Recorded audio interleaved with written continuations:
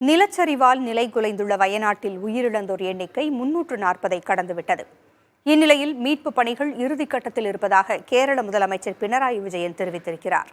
ஆனால் இன்னும் 200க்கும் அதிகமானோரை காணவில்லை என்று அவர் கூறியுள்ளார்.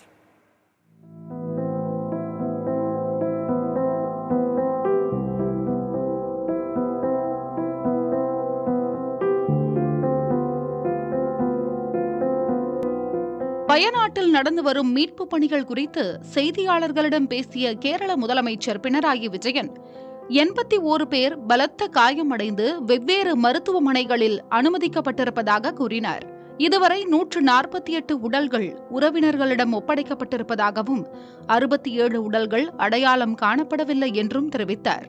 சம்பந்தப்பட்ட பஞ்சாயத்துகள் அவர்களின் உடல்களுக்கு இறுதிச் சடங்கு செய்யும் என்றும் அவர் கூறினார். தீயணைப்பு படையினர், தேசிய பேரிடர் மீட்புக் குழுவினர், வனத்துறை, காவலர்கள், இந்திய ராணுவம், தமிழ்நாட்டில் இருந்து 1419 பேர் தொடர் தேடுதல் பணிகளில் ஈடுபட்டு வருவதாகவும், சூரல்மலையில் மட்டும் 866 காவல்துறையினர் தேடுதல் பணிகளில் ஈடுபட்டுள்ளதாகவும் கேரள முதலமைச்சர் தெரிவித்துள்ளார்.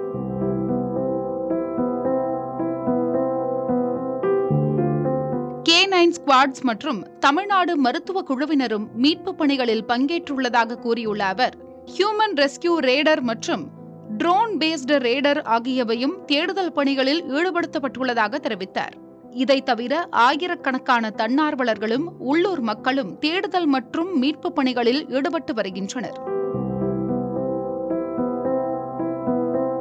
பாதிக்கப்பட்ட பகுதிகளில் உள்ள பள்ளிகளை விரைவில் கல்வித்துறை அமைச்சர் ஆய்வு செய்வார் என்றும், குழந்தைகளின் கல்வி பாதிக்கப்படாமல் இருக்க நடவடிக்கை எடுக்கப்படும் என்றும் பினராயி விஜயன் தெரிவித்துள்ளார். காலநிலை மாற்றத்தால் ஏற்படும் சவால்களை எதிர்கொள்ளும் வகையில் பேரிடர் எச்சரிக்கை அமைப்பை மேம்படுத்த நடவடிக்கை எடுக்கப்படும் என்று கூறிய பினராயி விஜயன், வயநாடு பேரிடருக்கான காரணத்தை அறிய விரிவான விசாரணை நடத்தப்படும் என்றும் தெரிவித்தார்.